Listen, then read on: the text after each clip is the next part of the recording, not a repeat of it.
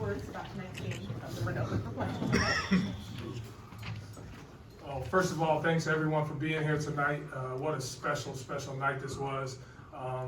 These young men sitting at this table and behind us, and all our coaches, man, like they worked so hard this year to get to this point. And you know, to get here wasn't our goal. To win it was our goal, and we did that tonight in some spectacular fashion. And this young man sitting next to me right here to my left, what an unbelievable performance that he had tonight. He put us on his back and was like, let's go get this. And then everybody along, teammates chipping in, big shots, great defense, just battling all night long. So I'm extremely proud of these young men and for what they did. And they left their legacy. They left their legacy at Roosevelt High School for as long as it stands. And so extremely proud, extremely proud. Brayden, those that have seen you play know you're capable of big nights, but what tonight in particular made it so, what happened tonight that made you feel like, okay, I'm going to have a monster night? I'll say just from the beginning, shoot around, just the energy and the vibe was there. And then before the game, I was just listening to a lot of gospel music. And I was like, I feel like I was just in that mode. And then when I got on the court, it was over for them. So, like, I don't know. I was playing real good. Well, when you're in that zone, what are the coaches and your teammates telling you? Is there anything, or is no one even talking to you? Are you just... No, they definitely are. Coaches are putting me in the right position to be successful, and my teammates are just giving me all the confidence I need to go out there and do what I do. And even if I miss a shot or make a bad play, you know, I can trust them to know that they'll tell me it's all right and just get a stop. Did the fact that this was a state championship and the one you're trying, did that have an effect on you feeling special tonight? Yeah, because I never won a state championship, so I feel like this was like a big night for me, but not only me, my whole team, and I just wanted to win it for them. So like we can go back to the gym and see our names on the banner. I've been doing this a long time. I've seen two of the best I've ever seen: Jason Kidd, Klay Thompson.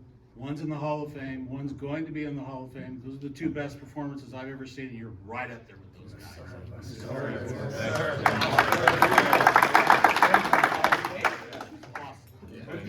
Thank you. Brayden, to follow up on what Mark said, and obviously he's speaking the gospel truth, speaking of gospel music. But I mean, the only guy who's ever scored more points in a state final ever was Tracy Murray, and you matched Elijah Arenas, you know, from his performance, you know, with 44. I mean, when you think about every young man who's ever played in a state final, open on down to Division 5, and there's only one guy ever who has scored more points than you. Like, is that kind of surreal to hear? Now, yeah. Like now that the game's over, yeah. Like honestly, it's just a blessing, for sure. I'm just thankful for it. Coach, when Brayden's ripping down rebounds and getting straight line drives over and over again, does that make your job a little bit easier? Can you talk about how often that happened? Was that surprising to you that kept happening? Never surprising to me. He doesn't surprise me. Maybe more from their side, not necessarily what he's capable. You know what, we saw in film a lot of times, like they like to get in transition, but like we get in transition, and we knew with their size that they had, they weren't going to be able to stay with us on the court. And you know, Brayden's he might not be our tallest guy on the team, but he's our biggest rebounder. And you know, having him down there, he's another point guard that we have on the court along with Miles. So when he gets the ball, he's pushing. And we have to stay in attack mode tonight. We have to stay in attack. We have to get to the free throw line. We did that in the first quarter. We were there for 13 times. We were 13 for 13. And then it kind of slowed down a little bit in that second quarter. But we have to continue to stay in attack mode. And in the second half, they continued to do that. And he was off to the races every time. Coach, what do you think when you look at that stat line? I mean, the 44 points stand out, but he only took 22 shots and 12 rebounds. And I mean, you know what? We've seen that all year. He's done that all year. Like if you go back and look at his stat line, he's scoring big time points without taking a lot of shots. Right? He doesn't need 44 shots to get 44 points. Right? He's so efficient. Right? And he gets to the free throw line. He puts a lot of pressure on other defenses, you know, or other teams because they can't really stay with him. And so, you know, they try to stack the box on him a lot, and then he trusts his teammates, and then, you know, and then it starts to open up after that. And now they go like, damn, we can't stay with him, but we can't leave these other guys also. And then it starts to open up. But you know, he was locked in tonight, and you know, it just it was a special night. Coach, what were some of the holes you saw? Because you guys got in transition, but even in the half court, I feel like you guys were getting whatever you wanted. What were kind of just the things you saw in their defense that you thought you could expose there? What we saw on film again was that they play hard for maybe like the first 10 seconds of a possession, you know. But then after that, it starts to open up. They're not as disciplined as I feel like we are. We go against each other every day in practice, you know, and our defense is tough, you know. And so we just said, if you guys continue to stay patient, continue to keep moving that ball, we're gonna get any shot we want, you know. And then we ran some actions that put their bigs in a lot of have to guard and have to step up and either guard him or have to get out to our guy who's ready to shoot it, or our roller too. So it was just just saw that we could kind of get whatever we wanted if we just stayed patient and kept moving the ball. Coach, you guys play a lot of great teams down south. How would you say Riordan compares to, say, the Harvard Westlakes, the Notre Dame Sherman Oaks of the world that you guys play down there? No disrespect to Riordan. Honestly, they played hard, a tough team. But what we went through to get here is unmatched across the whole country. Honestly, to tell you the truth, to see, to have the teams that we had in the open CIF, and then have to play those same teams in the open state is a gauntlet that only guys like this are tough enough to go through. And Riordan played hard, but we saw we needed to come up here, and guys said it. They're like, they haven't seen what we've seen all year, and so we are, extremely confident that this would end like this tonight. Coach, you guys are from a Corona Norco, school district. Only a couple of years ago, Centennial was sitting up there. How much did that program and being in that league and that school district kind of set you guys up for this run? Centennial's competition that we have in our league, you know what I mean? And but we went across the country for the last 2 years to find games and get us where we needed to be. And then our the preseason tournaments we play in and things like that. I schedule us to be able to be battle tested. You know what I mean? Like, to win a league is a great thing, but that's not our only goal. We want to win every tournament we play in, and we did this year, so you guys can write that down. Every tournament we were in this year, we won. And, we just prepare ourselves. And these guys work hard as heck to prepare themselves each and every day. And not just in practice, the 2 hours that we get, or sometimes 2.5 hours that we do. These guys work out on their own, right? Every 5 o'clock in the morning, some of these guys, 7 o'clock in the morning, at night, running hills and doing everything. And so I'm extremely proud. So send some questions to these guys, because they definitely deserve it. Brayden, you mentioned earlier, just you want to see your teammates' names on the banners. What have these guys meant to you? Wait, can you repeat that? Yeah, what have your teammates meant to you? Man, they meant like everything. Honestly, from the beginning of the season, that was like my main goal, was to just like win state with them, and like just to see them happy. Coming to practice every day just makes me, like, when I see them happy, I feel happy. And like when I seen like he committed, or like I seen like some of my teammates get success, like it makes me like want to like play better, and it just makes me feel good. Brayden, not only do you get to share this moment with your teammates of the state championship, but now you hold a state championship record. What a way to end a high school career. How special is this moment to you? It's real special. Couldn't do it without them. Right. The guys, just especially to do it with these two right here. We've been at it for like so long now, and I don't even know. Like, it's like speechless. Honestly, it's crazy. Miles, you and Brayden today, it looked like a couple times there were some passes you threw to each other where it just felt like you knew the other one was there instinctively. What's your chemistry like, and how is it showing out there? I'll just say our chemistry, like, we've been playing together for so long, so like we have that chemistry. We have extremely amount of trust in each other, so yeah, that just builds over time. Brayden, your last few shot attempts, one was a crazy dunk, and the other one you tried dunking over 3 guys. Did you want your last basket to be a big dunk, a poster? Yeah, I tried it. I felt like the one before I got fouled, but he didn't call it, so it's all good. The basket was still a dunk. Yeah, so it was all good.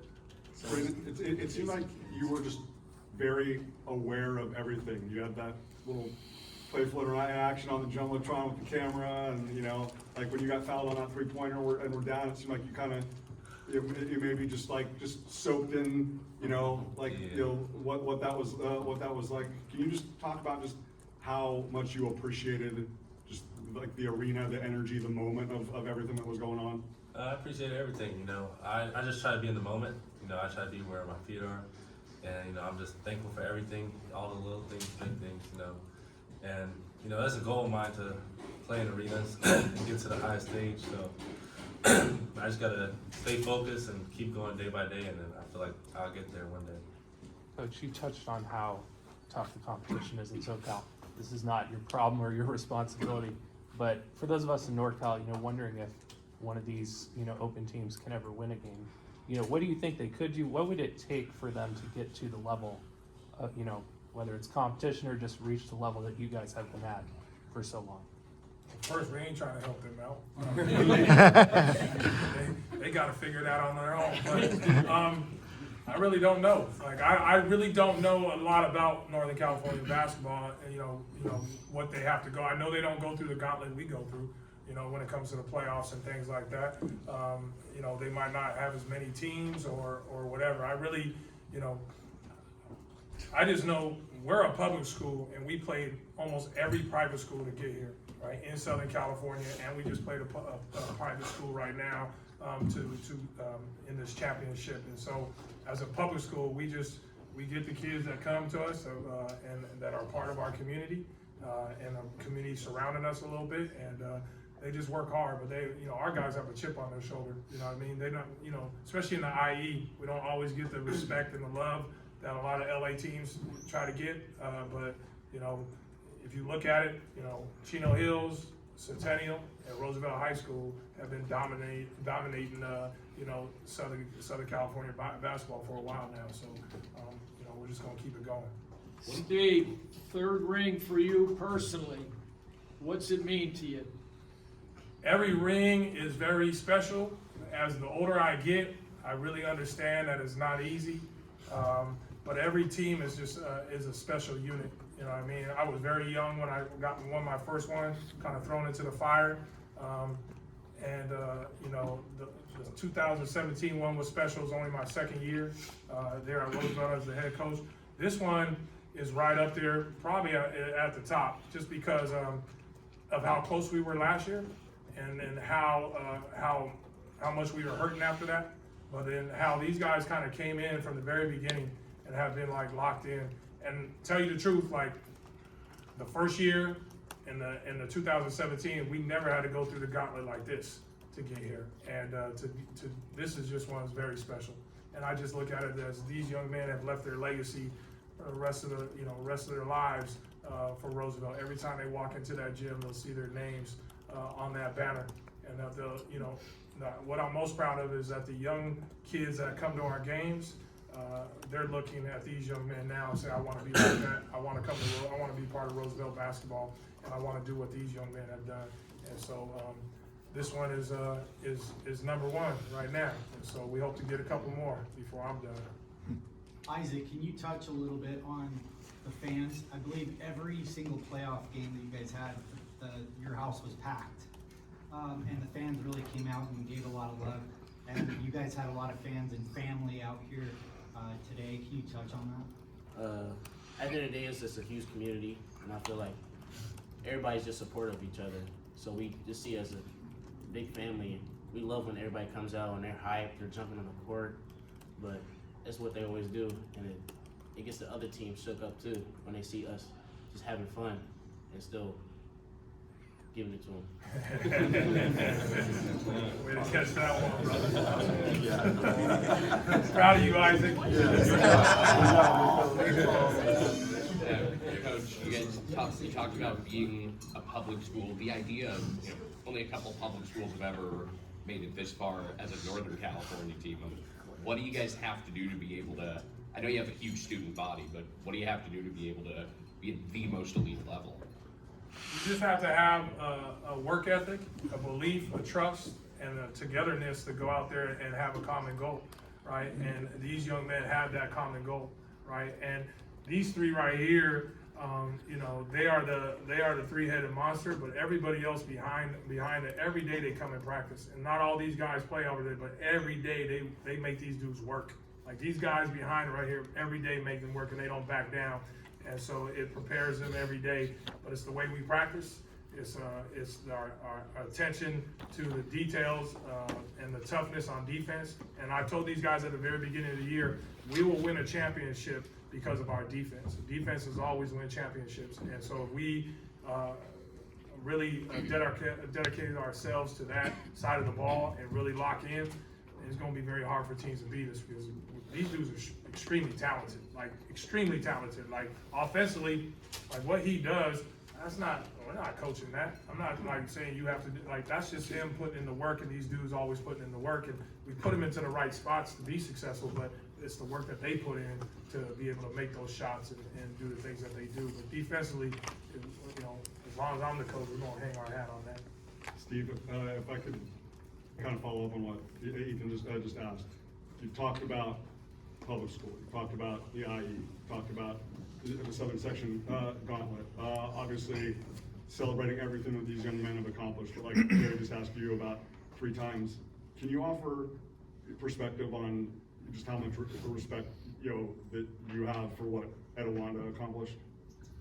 Oh man, like coach is the GOAT. Like Stan is the honest like the girls basketball, but just a coach across the board. Like what he has done is unbelievable, right? And you know, to lose that CIF championship game to Ontario Christian, but to get his girls locked back in and to get back and beat them and then get back here and do what they did tonight is huge. You know what I mean? I have the utmost respect for them. We started our season on the road with them in Dallas, right? And we kind of connected there. I hadn't really talked to Coach before that. I just kind of was an admirer from afar, and then we connected and we kind of just talked from that point of, you know, let's stay in. We supported each other all year. We were rooting for each other. Of 2 public schools to come up here that are only 15 minutes apart down the 15 freeway is a special night for the IE and, you know, that part of the Inland Empire. And so I'm extremely happy for Coach and for his girls and his whole program. Brayden, at what point did you kind of start to like let it kind of show off a little? Like, you know, it seemed like you were so level through that whole first half. Was there a point when it was like, okay, I can start having a little fun with this? Well, maybe towards the end, but like it was because they started talking to me. So like they started like trying to like little bro me. And, like that was crazy to me. So like I don't know, like maybe towards like the 4th quarter. That's probably also why I didn't. I don't know. Was that a little bit more incentive to try to finish it off with a flourish and or flush? Yeah, I wanted to like make it like an exclamation point, like a. Never mind. You did too. Coach, you guys ended up shooting 13 free throws in that first quarter. On the night, you know, you shoot 46% from the field, 40% from 3. You know, how do you think getting to the line helped you guys get a rhythm in this big game?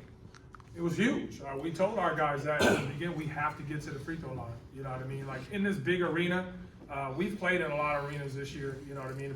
Big spaces and things like that. So I knew we were going to be comfortable coming in, but we didn't want to settle for threes, you know? And our guys in the past have seen that NBA line and be like, yeah, they fall in love with it a little bit, right? We said, man, high school 3-point line, please, fellas, high school 3-point line. But we have to get to the free throw line, especially, you know, and that doesn't change in any court. You know, and so we were able to do that in the first half. I think that set the tone that we were going to be in attack mode all night, and we did that. In the end, 21 for 23, you know, was huge. And I know these guys probably even say the ones that they missed, they're probably a little bit pissed off that they missed them because they work on them all day long too. So very, very proud that they stuck to the game plan and they kept their foot, you know, on the gas. That might have been his only sign of mortality tonight. Yeah, a little bit, maybe a little bit, but you know, it happens. You know, playing 31 minutes a game, they play 30. These guys don't come out the game. And my assistant coach, Coach Terrence, said it. He said he was like, them other guys aren't used to playing 32 minutes a game. Well, our 3 dudes play that every night, right? Every night, and so they're in the best shape. And we knew every time they had to go sub out, our dudes were going to still be on the court. And that's where we kind of continue to put pressure on teams when they have to, because the honest truth is, you know, Venture played hard, but he was dead tired. You know what I mean? When you have to go against Isaac Williamson all night long, he gonna make it hard for you. He gonna shut your water off, and he had some points, but I know with every one of those 22 points he had was tough. Right? It was tough tonight. So tip my hat to him. Isaac Williamson is one of the best defenders that has ever played at this school. You talked about, you know, like getting through the first 10 seconds of their possession. Before the first TV timeout, you guys had like back-to-back threes where the defender had jumped early. Was that kind of like, all right, this is what we expected. We're in the zone now. We're getting the looks we want. Yeah, absolutely. I told our guys, and after the first quarter, we took their best punch. They played hard. We took their best punch. We kind of came up with a couple open looks here and there. But as soon as we got locked in and kind of got comfortable in our surroundings, I knew it was going to be a long night for them, and that we were going to be successful as the game continued to go on. Coach, you got to catch a plane or anything? No, we don't. We're partying tonight. I'll tell you that. You guys might need to. We're going to go have some fun, and we'll be on the road tomorrow morning. Everyone's got what they need. Let them go.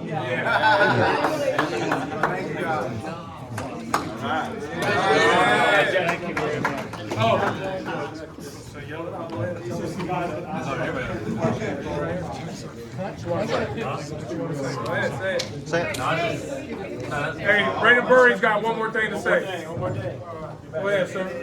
I got a few things to say. If any coaches out there listening, like our guy right here, he should just get an offer. I mean, he gonna make our players play hard. He gonna push them. And another thing, I want to say a changing moment in the game, a big time shot outside of his three was Jackson's three. Yes, sir. Jackson, and also Dom. He doesn't get all the credit that he deserves, but because his stuff don't show up on the stats, but his box outs and his deflections and his energy on defense means everything. And the coaches in All love. Thank you, guys. Thank you.